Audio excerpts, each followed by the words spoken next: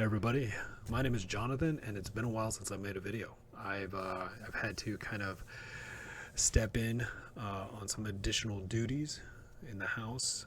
Unfortunately, my wife slipped a disc like Wednesday. She has like six vertebrae in her lumbar, and one of them, first of all, she has an extra vertebrae. That was nuts to find out. I didn't even know that was a thing. Did you know that was? I didn't know that was a thing. So like 10% of the population has like an extra vertebrae. I was like, what? So, anyways, I don't know if she's more evolved than us. I would assume so. She's definitely more evolved than I am. Let's just put it that way. But, anyways, I've been spending some time every moment that I get, anyways, to distract myself from the ongoing craziness that is a 5.5 month-old baby by watching YouTube.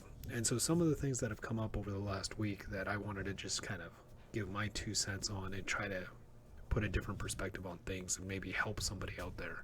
So I'm a noob, right? I'm a complete noob. I'm a COVID born collector. I started in 2019, and I'm just trying to make my way through collectibles and document my journey and try to put some information out there that might help somebody, or at least different perspectives, right? The more perspectives you have, the better decisions you're going to make, regardless if you agree with those perspectives or not.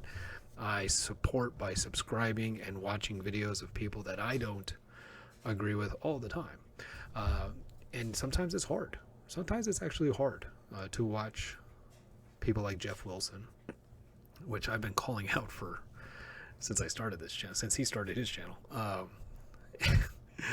And, it's hard for me to watch things that I don't agree with. So I want you to know that you're not alone, right? Like if you have trouble watching, maybe you have a certain flavor of news. Maybe you're on the CNN side and you hate watching Fox, or if you're on the Fox side and you hate watching CNN, or maybe it's I don't know, it could be anything. It could be food related, it could be anything. But sometimes it's hard, right, to listen to the other perspectives that you already have an implicit bias or an explicit bias against, because you don't agree with what they say 9 times out of 10 or 99 times out of 100. It's hard to listen to them, but I strongly encourage you to do so. I struggle with it, but I do force myself to get through some of that stuff because it's still valuable to understand another person's perspective, even if you don't agree with it. You need to understand where other people are coming from, what their life experiences were, why they believe in what they do, because it makes you able to make better decisions for you and your family, whether it's food, investments, whatever it is. It's good to understand all the perspectives. Anyways, that's my soapbox. Sorry about that. I got started and it didn't stop for some reason. But anyways, shill bidding and slabs. So those are a couple of the topics that I wanted to just talk on really quick. So shill bidding. Few of the bigger names in the hobby have been talking about this. And and I get it. Even Alpha Investments put out the shill bidding because of the Magic 30 thing, and people are talking about shill bidding, and they've been talking about shill bidding, right? And so I just wanted to give my 2 cents on this. Is that basically shill bidding is a part of the secondary market of anything that you participate in, right? I am sure that shill bidding even happens in person at live auction houses where somebody's trying to sell a freaking Monet or some kind of rare antique lamp or something, and so maybe they're doing it in person or over the phone, because they take the bids on the phone from all over the country or all over the world. And I'm sure that whoever's selling it has a couple plants where they're like, okay, we could get this antique vase up to $2 million. So don't stop bidding until you get somebody with a paddle to raise their hand to at least 1.5 million. Don't stop bidding until then. And then once it hits 1.5 million, don't worry about it. We'll just take whatever they get. And so shill bidding is everywhere. I mean, you could see it in Storage Wars, for God's sakes. You ever watch Storage Wars? And you got one person bidding on a container just to fuck with the other guy, just to make the other dude spend more money. They're like, oh, I know Tim over there is going to spend a bunch of money on this storage locker. This is his kind of storage locker. And then all of a sudden they're like, I'm going to make him pay for it if he wants it. So then that's shill bidding. They're just bidding that locker up higher so that person runs out of money so they can't bid on the next container. So shill bidding is everywhere in the secondary market. And so it's important to remember that. And it's just part of life. And I'm not saying like I'm okay with shill bidding. I'm actually like, it really sucks because somebody has the opportunity to get something really cheap and you're just screwing them over for no reason. So it really sucks. Don't get me wrong. But it's also just a part of human existence, right? We're all competing for each other. We're all a bunch of freaking animals trying to get a mate, right? And so like you lock antlers and you'll cripple yourself like like a deer, trying to mate with the best doe in the neighborhood. It's a part of human nature. It's part of the human experience. And so shill bidding is out there. And as long as you are shopping on the secondary market for anything, it could be cars, it could be anything, especially at an auction, come on. I mean, auction is where shill bidding happens. You got to realize that that's just part of life too. Okay, so I understand that a lot of people see it as a problem in the hobby. It's a problem in everything. And it's a part of life. And so I don't make a big deal out of it. I don't think it's a big deal. I know a lot of people think it is.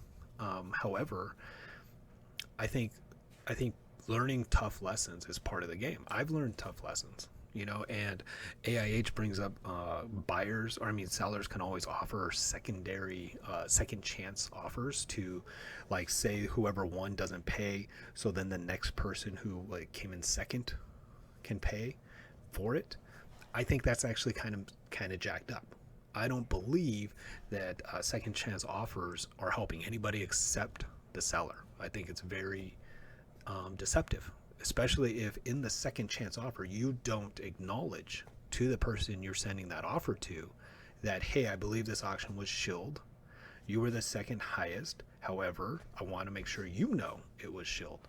I don't believe you're doing any justice to the community if that's your goal in life, to do justice to the community, if you're not telling them in the secondary offer, hey, just so you know, the reason I'm giving you this is because the individual who won the auction didn't pay, they had zero feedback, and I believe it was shilled.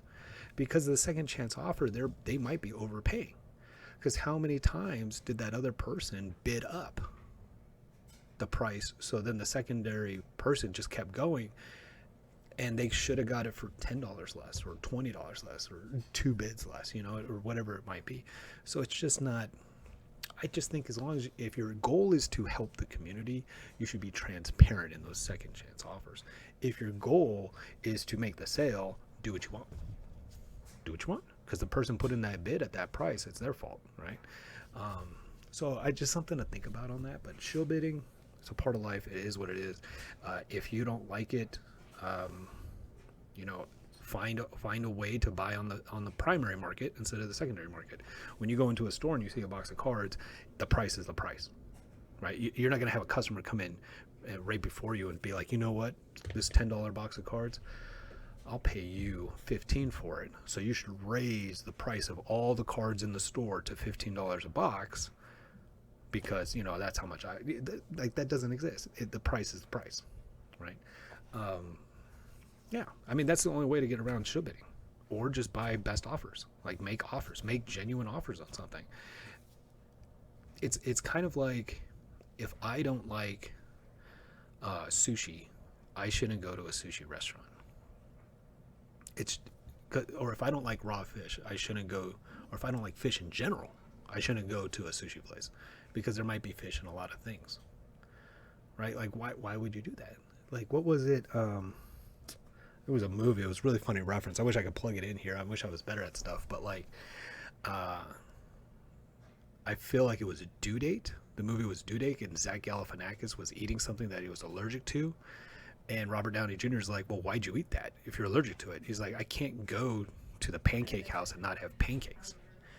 So it's just silly, right? Like, if you're participating in a secondary market auction, you're going to experience people that are bidding stuff up just for the hell of it, just to screw somebody over, or because they're trying to control the market, right?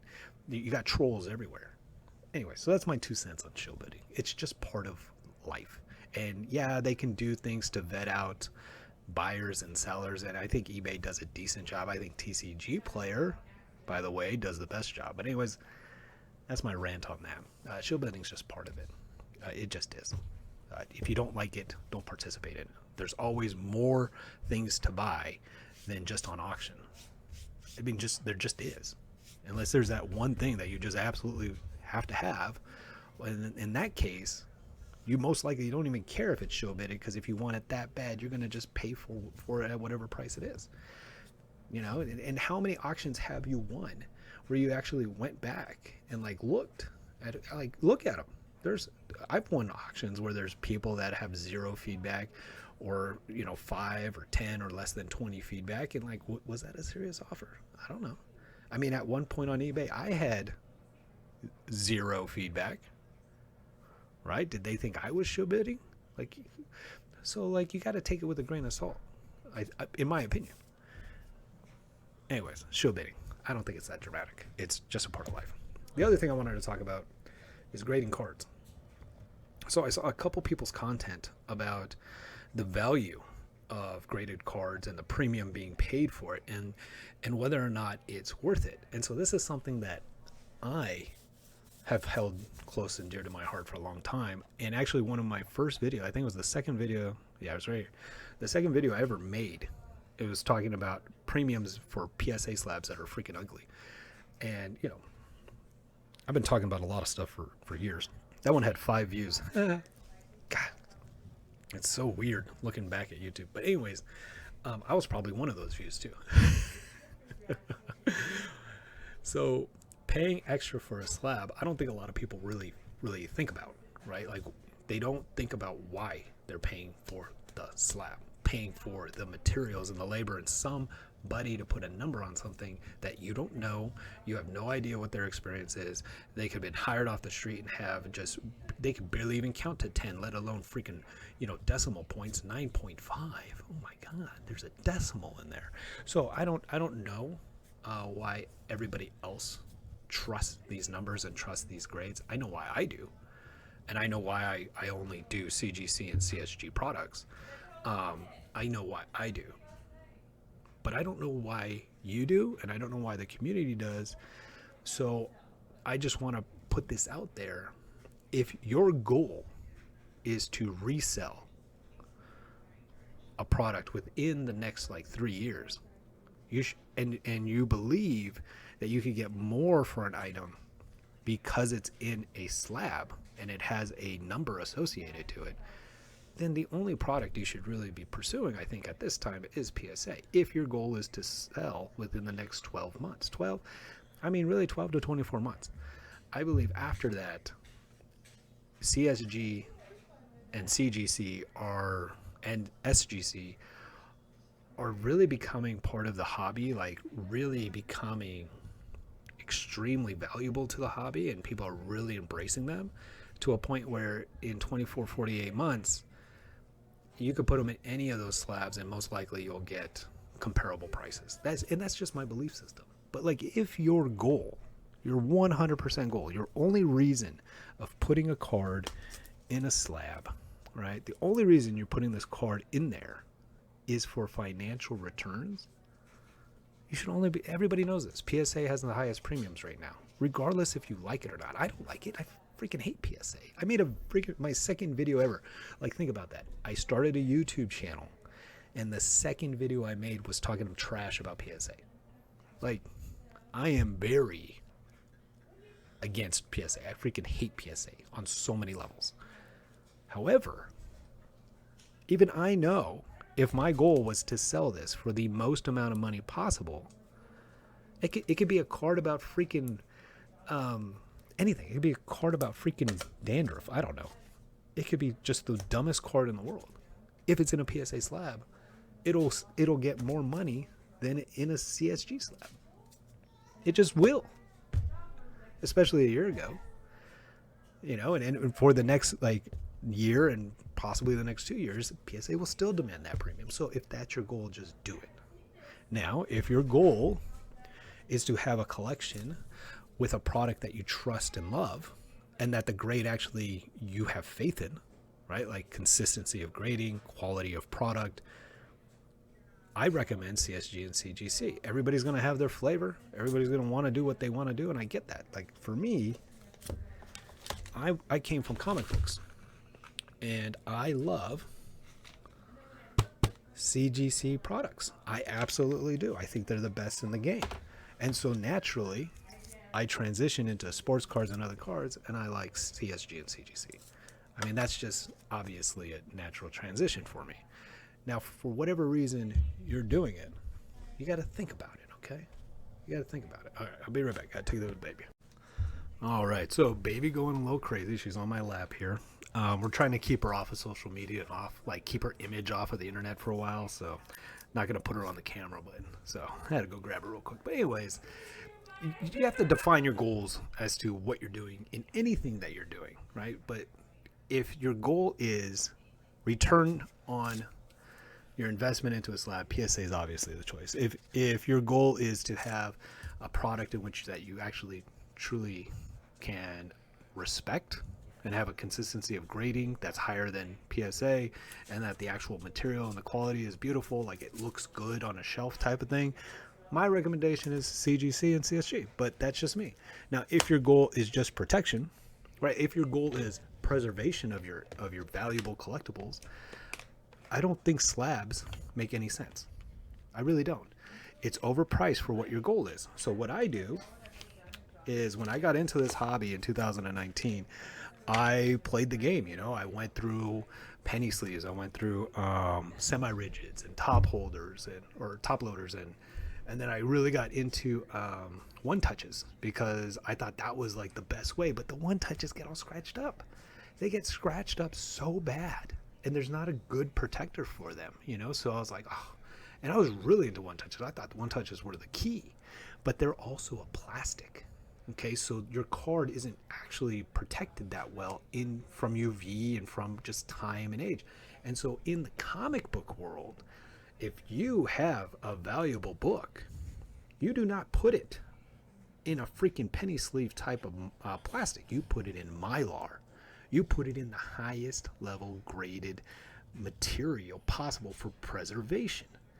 And so you can only, the highest grade, it's Mylar. And so what I did when I got in was I started searching and trying to find who owns the patents, who is the number one person in the industry, what are their prices, how does that work for comic books. And I'm talking about, when I started doing it for comic books, we're talking about like over 10 years ago, I started getting into that. And so I worked with the person who owns the patent. So I actually have a product, and you see it up on the screen. It's on the right hand side of the screen. It's called Archival Bag and Board for comic books. And so the board itself is also archival quality. There's no acid in it. It's high quality. It's pure materials where it won't yellow or damage the comic book.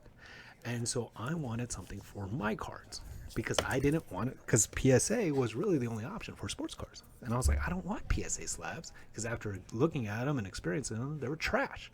So I was like, I don't want PSA slabs. What do I want? I want CGC and CSG. They don't have it. So what's the alternative? The alternative is a protector that actually preserves your card for freaking ever. These these products will last longer than you will, than I will. And so I can trust my cards in them. So this is my product. My product is archival sleeves. Yeah, I'm pumping my product because it's the best on the market. It's the only thing. You cannot find any other Mylar preservation sleeves for cards other than mine. This is it. You go on eBay, they're not there. This is it. I'm trying to get it registered on TCG Player. It's just I've been busy with the baby, but I can send them an email. They asked for the specs so they can list it.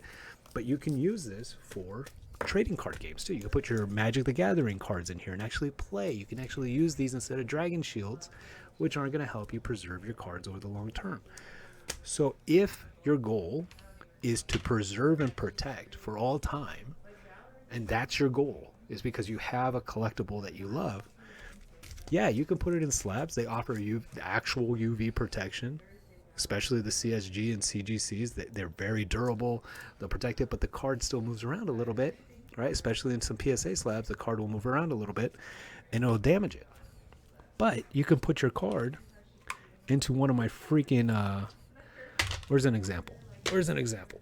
Where's my cards? Hold on. I'm going to show you if I can freaking grab it without breaking anything. Got baby in my hand, though. So this is my sleeve. It's a mylar. So mylar is polyester. So if you want to protect your card, right, and actually preserve it, this is the key. This is the key.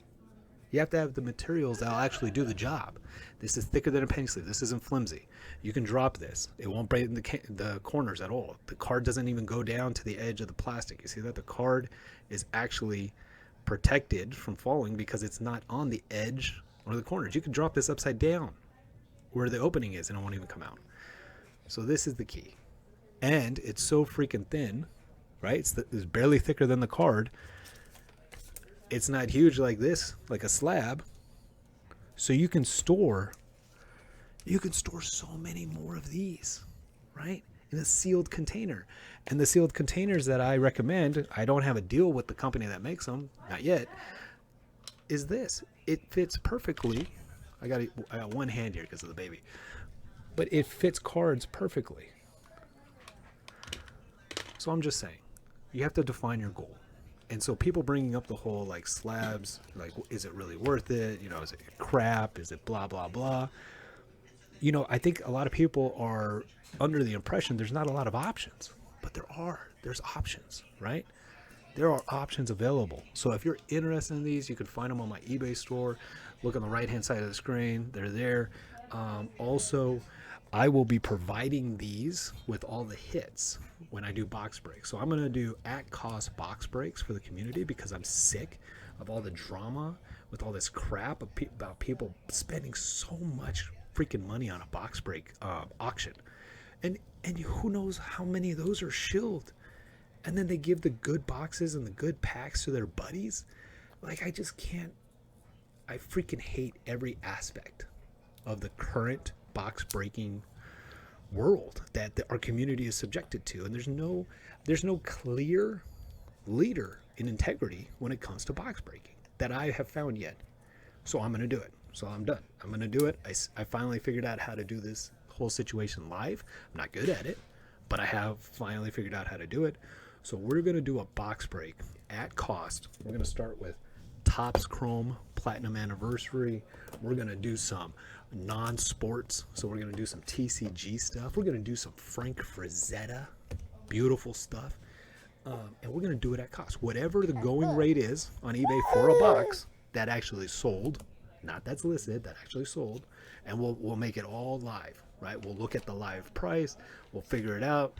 And then we'll schedule the box break for the next week. I don't know what days of the week we're going to do it. I'm thinking like Tuesday and Friday or something. Because I have to do it at a time that's best for the family. So I'm thinking like Tuesday nights, Monday nights, and Friday nights. Maybe a Wednesday night in there or something. So family first. But then we're going to do at cost freaking box breaks for the community. And no more of this freaking $15 for, you know, a Los Angeles Dodgers team box break. And they get 2 crappy cards from players that aren't even on the Dodgers anymore. Tired of it. Freaking tired of it. I hope you are too. Don't support these people. Let's do some freaking at cost box breaks and give back to the community. Support the community. Let's do the right thing. Anyways, nice to be back, everybody. Baby is drooling all over my Shohei Ohtani card that I was just showing you. Actually, that's a really good reason to have slabs. Babies like to drool and gnaw on it. It's freaking nuts. She's teething. Take care, everybody. Wish you nothing but the best. Hopefully, I'll be back on a more regular basis, but it's up to those extra lumbar vertebrae situation thing going on. Take care, everybody.